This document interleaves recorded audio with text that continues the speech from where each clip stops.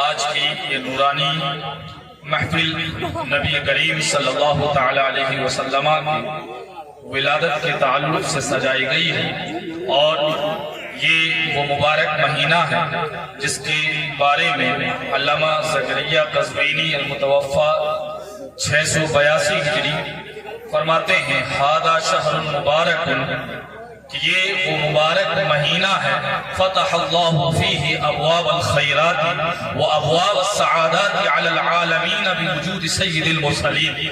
فرماتے ہیں یہ وہ برکتوں والا مہینہ ہے، یہ وہ عظمتوں والا مہینہ ہے جس مہینے سے ہم گزر رہے ہیں۔ فرماتے ہیں کہ اس مہینے کے اندر ربیع الاول کے اندر سرکار علیہ السلام تشریف لائے، جس کی برکت سے اللہ رب العزت نے تمام عالمین پر خیرات کے دروازوں کو کھول دیا، سعادتوں اور نیکبختیوں کے دروازوں کو اللہ رب العزت نے کھول دیا۔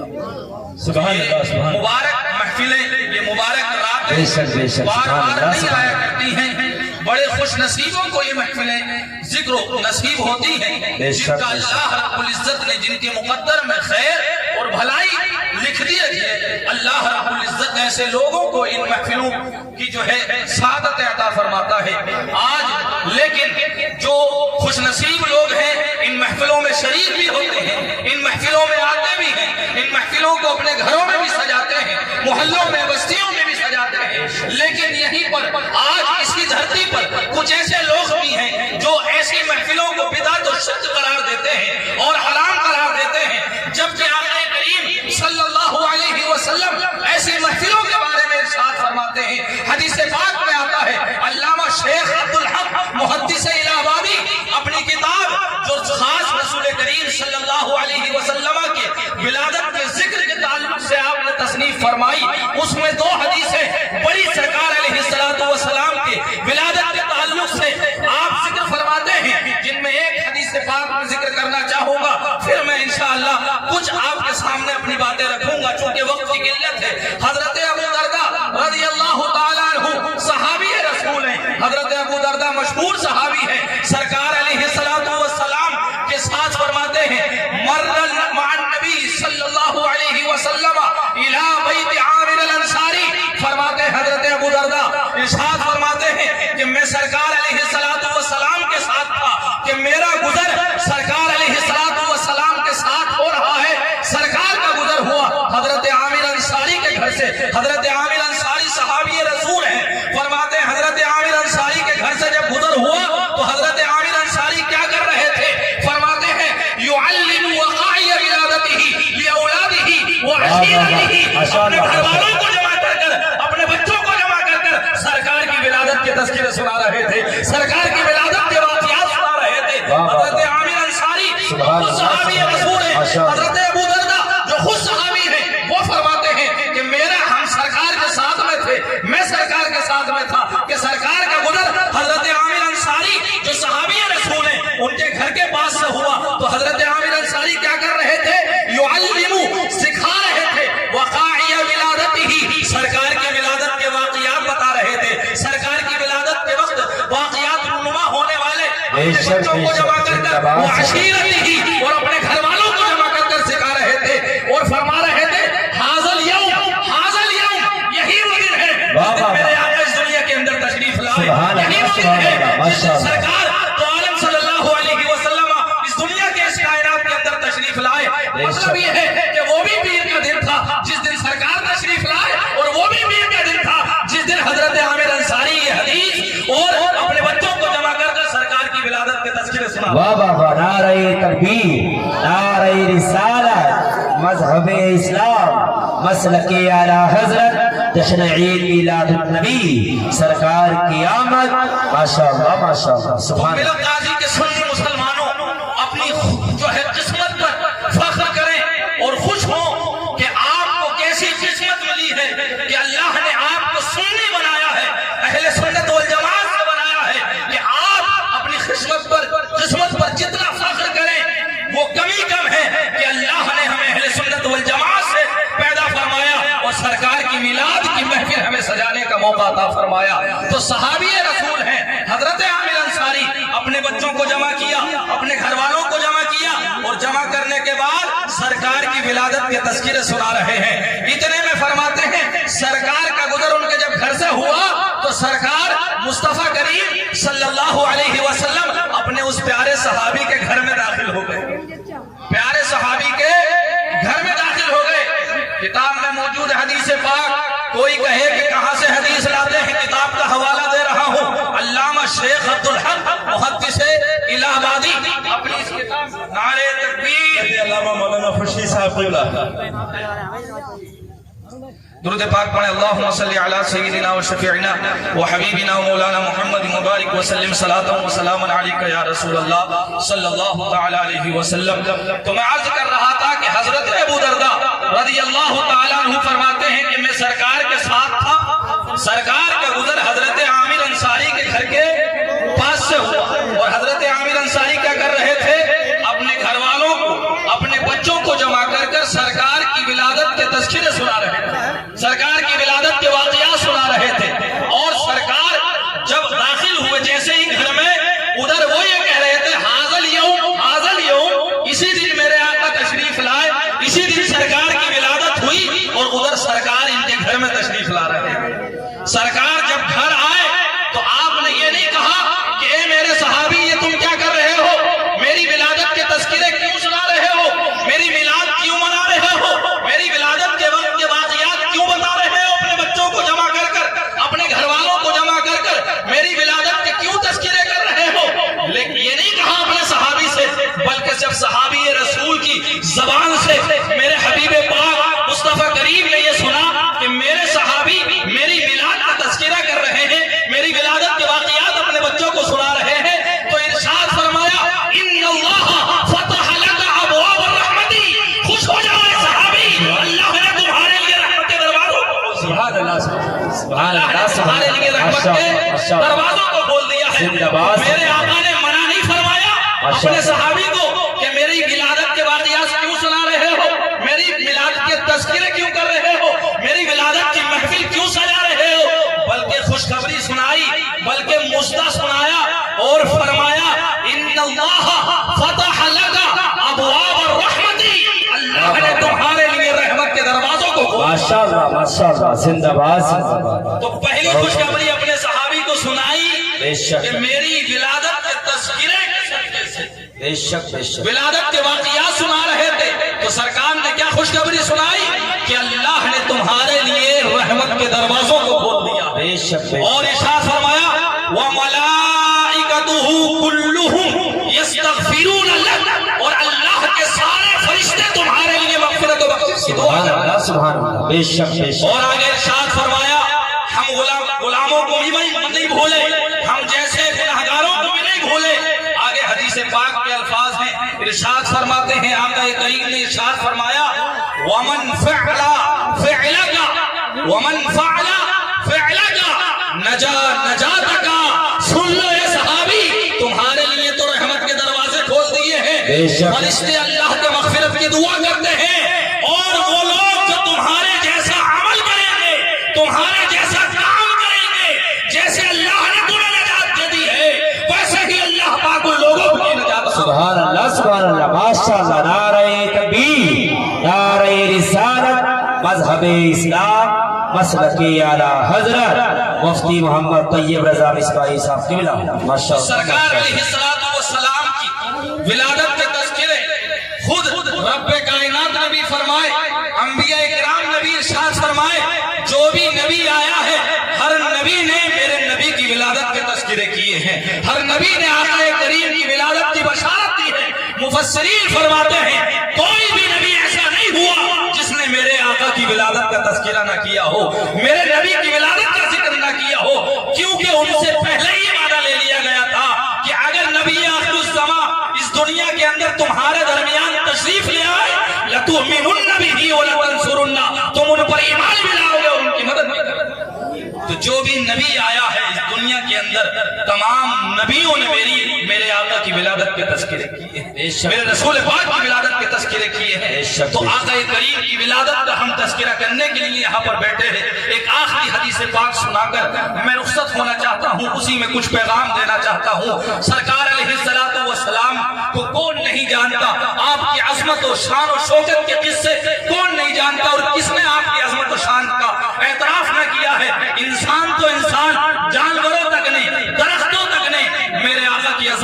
को पहचाना है और उसका एतराफ किया है। सरकार अलैहिस्सलातु वस्सलाम अपने सहाबा किराम के दरमियान तशरीफ फरमा है। सहाबा किराम का गिरोह बैठा हुआ है।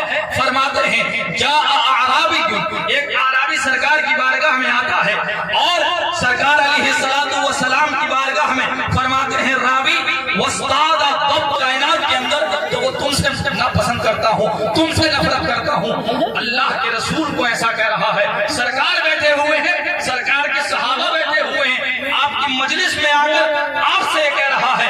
और सरकार अलैहिस्सलातु वस्सलाम की जब महफिल में आया और जब जितने अल्फाज उसने कहे इतना ही नहीं बल्कि कहा अगर तुम मुझसे लौला सम्मयतनी अजूलन, अगर तुम मुझे जल्दबाज न कहते लक़तलतुका, मैं तुम्हें मादल्ला कत्ल कर देता और लोगों को तुम्हारे शर से राहत और सुकून पहुंचा देता। सरकार की बारगाह में आकर इतनी सख्त गुस्ताखी कर रहा है और सरकार के सहाबा खामोश हो जाए। हजरत उमर खामोश बैठे रहे। हजरत उमर फौरन खड़े हुए और सरकार से इजाजत चाही कि ए या रसूल अल्लाह आप मुझे इजाजत दीजिए, मैं इसको अभी कत्ल कर देता हूँ। लेकिन सरकार ने फरमाया ए उमर अमा अलिमता, क्या आपने नहीं जाना कि हलीम शख्स, बुर्दवार शख्स गरीब था कि उसको नबी बना दिया जाए, यानी बुर्दवारी से काम लो, तहम्मुल मिजाजी से काम लो, बर्दाश्त का जो है मादा अपने अंदर पैदा करो। हजरत उमर को सुकून किया। हजरत उमर तशरीफ फरमा हुए सरकार की बारगाह में आकर वो देहाती अर्ज कर रहा है, सरकार की गुस्ताखी कर रहा है। सरकार पूछते हैं इतनी तुम गुस्ताखी क्यों कर रहे हो, मुझसे क्यों नफरत करते हो, क्या वजह है तुम ऐसी बातें मुझसे कर रहे हो, मुझे कत्ल करने को कह रहे हो। उसने कहा वो तो कल्लिमुनी अइदन, और तुम मुझसे बोल भी रहे हो, यानी गुस्ताखी पर गुस्ताखी कर रहा है। लेकिन सरकार जो है बर्दाश्त से काम ले रहे हैं, तहम्मुल से काम ले रहे हैं, सब्र से काम ले रहे हैं, क्योंकि निगाह नबुव्वत देख रही थी ये आया तो गैर मोमिन है, आया तो गैर मुसलमान है, लेकिन मेरी बारगाह से कलमा पढ़कर ये जाएगा, मेरी बारगाह से मुसलमान हो जाएगा। निगाह नबुव्वत देख रही थी। सरकार बर्दाश्त कर रहे हैं, सब्र कर रहे हैं, पूछ रहे हैं क्यों ऐसा कह रहे हो, क्यों मुझे कत्ल करने की धमकी दे रहे हो। कहता है तुम अपने आप को नबी बताते हो, ला आमनतु बिका इल्ला अन आमन बिका हादा तब, मैं तुम पर उस वक्त तक ईमान नहीं लाऊंगा जब तक कि ये गो जानते हैं ना, गो होती है बिस कपड़े की तरह, जब तक कि ये गो तुम पर ईमान नहीं ले आओ। उससे पूछा जाए अगर हमसे कोई कहे एक जानवर कैसे ईमान ला सकता है, जानवर कैसे कलमा पढ़ सकता है, तो अगर हमसे कोई कहे जानवर से बुलवा दो तो हम तो कहेंगे बेवकूफ है। जानवर भी कोई बोलता है, पेड़ पौधे भी कोई बोलते हैं, लेकिन वो किसी और की जमात नहीं थी, किसी और की बारगाह न थी, बल्कि रसूल पाक की बारगाह थी। यहाँ इंसान तो इंसान, जानवर तो जानवर। अल्लाह रब्बुल इज्जत के फजलो करम से, अल्लाह रब्बुल इज्जत के फजलो करम से नबी की बारगाह में दरख्त भी बोलते हैं और पेड़ पौधे भी बोलते हैं। बेशक हक है, बेशक की बारगाह है। इंसान तो इंसान, जानवर तो जानवर, दरख्त भी मेरे आका का कलमा पढ़ते हुए नजर आते हैं। वो देहाती आया और कहा ला आमनु बिका मा आमनतु बिका इल्ला अन आमन बिका हादा तब, मैं उस वक्त तक ईमान ही नहीं लाऊंगा जब तक कि ये गो तुम पर ईमान ने ले आओ। एक जानवर है गो, सरकार की मोहतरहा बैन यदैहि, हदीस पाक में अल्फाज है, गो निकाली अपनी आस्तीन से और सरकार के सामने उसने फेंक दी, अगर ये गो कलमा पढ़ लेगी मैं तुम्हारे पर ईमान ले आऊंगा।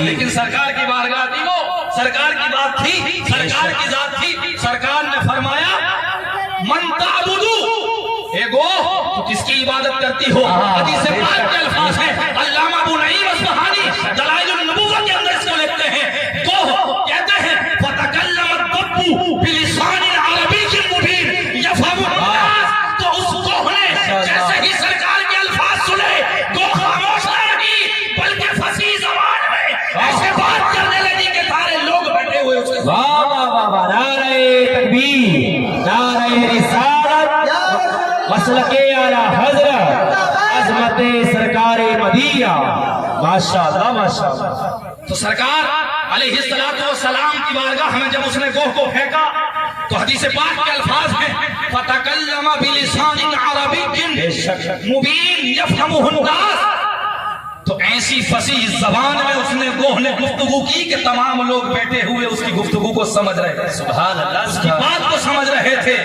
और कह रही थी गो कि मैं ईमान लाई, मैं इबादत करती हूँ उस खुदा की जिसकी बादशाहत जमीन और आसमान में है, जिसकी یہ تو بتا کہ میں کون ہوں. وہ کہتی ہے انت سید المرسلین و خاتم الانبیاء. نبیوں کے سردار ہو, سب سے آخری نبی. واہ سبحان اللہ سبحان وہ اللہ. نے بھی کلمہ پڑھا میرے آقا کا. ماشاءاللہ، اس میں ماشاءاللہ. درس کیا ہے؟ اس حدیث پاک کا آخری جز دیکھیں تو جیسے ہی گوہ نے ایمان لایا, گوہ نے کلمہ پڑھا اور بتایا کہ انت سید المرسلین, تم تمام نبیوں کے سردار ہو, نبی آخر الزماں ہو. فوراً اعرابی نے کہا اشہد ان لا الہ الا اللہ وانک محمد رسول اللہ. میں گواہی دیتا ہوں کہ اللہ کے سوا کوئی عبادت کے لائق نہیں اور تم محمد اللہ کے رسول ہیں. آخری جز ایمان کے بعد سب سے پہلی چیز جو سرکار نے اسے سکھائی اسی حدیث پاک میں ہے فَعَلَّمَهُ الصَّلَاةَ. جو سرکار نے پہلی چیز جو ایمان کے بعد سکھائی وہ نماز تھی. وہ نماز تھی. وَعَلَّمَهُ الْفَاتِحَةَ وَسُورَةَ الْإِخْلَاصِ. اور اس اعرابی کو ساتھ میں چونکہ نماز سکھائی تو نماز کے لیے ضروری ہے قرات بھی, تو سرکار نے اس کو سورہ فاتحہ بھی سنائی, سورہ فاتحہ بھی سکھائی, سورہ اخلاص بھی سکھائی. اس سے پتہ یہ چلتا ہے کہ اگر ہم سچے مومن بننا چاہتے ہیں, اگر ہم حقیقی مومن بننا چاہتے ہیں, ہمیں نمازوں کی پابندی بھی کرنی ہوگی, ہمیں قرآن کریم بھی سیکھنا ہوگا, قرآن کریم کی تلاوت بھی کرنی ہوگی. لیکن آج ہمارا حال کیا ہے؟ جو قرآن, جو کتاب انسان کی ہدایت اور رہنمائی کے لیے نازل ہوئی تھی, جو انسانوں کو راستہ دکھانے کے لیے نازل ہوئی تھی, آج اس کتاب کو ہم نے سوائے تیجوں کے دسموں کے کس کا نہ چھوڑا, کسی کو جو ہے ہم نے کام کے لیے نہ رکھا اسے, سوائے ہم نے دسموں میں اس سے کام لیا, 20 میں کام لیا, 40 میں ہم نے پڑھ لیا, تیجوں میں پڑھ لیا ہم نے. لیکن ہمیں کبھی توفیق نہیں ہوئی نماز فجر کے بعد کبھی قرآن کی تلاوت بھی کر لی جائے, گھر بیٹھ کر کبھی کچھ سورت بھی پڑھ لی جائے, کچھ صفحات کا بھی تذکرہ کر لیا جائے. ارے خود تو خود ہمیں اپنے بچوں کو فکر نہ ہوئی کہ ہم اپنے بچوں کو قرآن کی تعلیم سے آشنا کرائیں, اپنے بچوں کو قرآن کی تعلیم سے قریب کریں. ہمیں فکر ہوئی تو اسکولوں کی ڈگریوں کی, ہمیں فکر ہوئی تو کالج کی ڈگریوں کی فکر ہوئی. ہم اپنے بچوں کو ڈاکٹر بھی بنائیں, انجینئر بھی بنائیں, دنیا بھر کی ڈگریوں کی ہمیں فکر ہے. لیکن اگر فکر نہیں ہے تو صرف اس آسمانی کتاب کی فکر نہیں ہے جو ہمارے لیے ہدایت اور رہنمائی کا ذریعہ بن کر آئی تھی, جو ہمارے لیے ہدایت کا سامان بن کر آئی تھی, جو ہمیں اس دنیا میں بھی کامیابی کا سبب ہے اور آخرت میں بھی ہماری کامیابی کا سبب ہے. اس کتاب کی ہمیں فکر نہیں ہے. میں کہنا چاہوں گا دنیا کی تمام ڈگری ایک طرف, لیکن قرآن کی ڈگری ایک طرف. قرآن سے بڑھ کر کوئی ڈگری ہو ہی نہیں سکتی, چاہے وہ کسی بھی دنیا کی ڈگری ہو. اپنے بچوں کو دوسری بھی ڈگریاں دکھائیں, لیکن سب سے پہلے ہم پر ضروری ہے بحیثیت مسلم کہ ہم قرآن کریم اپنے بچوں کو سکھائیں, قرآن پاک ضرور اپنے بچوں کو سکھائیں. آج ہم اسکولوں, کالجوں اور دنیاوی تعلیم پہ ہم نے اہمیت دی ہے, لیکن قرآن کی ہم نے تعلیم پر اہمیت نہیں دی. قرآن کو نہ ہم نے پڑھا نہ اپنے بچوں کو پڑھایا. آج کمی کیا ہے؟ آج یہی وجہ ہے کہ ہم نے جب قرآن کو چھوڑا ہے تو آج ہماری ذلت و رسوائی بھی ہو رہی ہے. ہر جگہ ہمیں پریشانیوں کا سامنا کرنا پڑ رہا ہے. اسی لیے تو میں کہتا ہوں درس قرآن اگر ہم نے نہ بھلایا ہوتا, یہ زمانہ نہ زمانے نے ہمیں دکھایا ہوتا. درس قرآن اگر ہم نے نہ بھلایا ہوتا, یہ زمانہ نہ زمانے نے ہمیں دکھایا ہوتا. وہ زمانے میں معزز تھے مسلمان ہو کر اور ہم خوار ہوئے تاریخ قرآن ہو کر, ہم خوار ہوئے تاریخ قرآن ہو کر. مسلمانوں خود بھی قرآن پر عمل کریں, اپنے بچوں کو بھی قرآن سکھائیں, قرآن کی تعلیم سے آراستہ کریں. اسلام کسی تعلیم کا مخالف نہیں ہے, اسلام کسی تعلیم سے نہیں روکتا, لیکن بحیثیت مسلم کم سے کم ہم پر ضروری ہے کہ قرآن ضرور پڑھیں, اپنے بچوں کو سکھائیں, تاکہ مرنے کے بعد ہمارا بچہ کم سے کم ہماری قبر پر فاتحہ تو پڑھنے کے لیے آ جائے. یہ دنیا بھی ثواب ہے, دنیا بھی کامیابی بھی ہے اور آخرت میں بھی ہمیں ثواب کا ذریعہ ہوگا, اپنی نمازوں کو درست کر سکتا ہوگا. اللہ رب العزت ان باتوں کو قبول فرمائے. میرے بولنے میں, آپ حضرات کے سننے میں جو بھی خطائیں لفظشیں ہو گئی ہوں, اللہ پاک ان کو معاف فرمائے. میں بھی اپنی تمام خطاؤں سے توبہ کرتا ہوں, استغفار کرتا ہوں. آپ استغفار کی نیت کریں, پڑھیں استغفر اللہ ربی من کل ذنب واتوب الیہ. کلمہ شریف پڑھیں لا الہ الا اللہ محمد رسول اللہ صلی اللہ علیہ وسلم.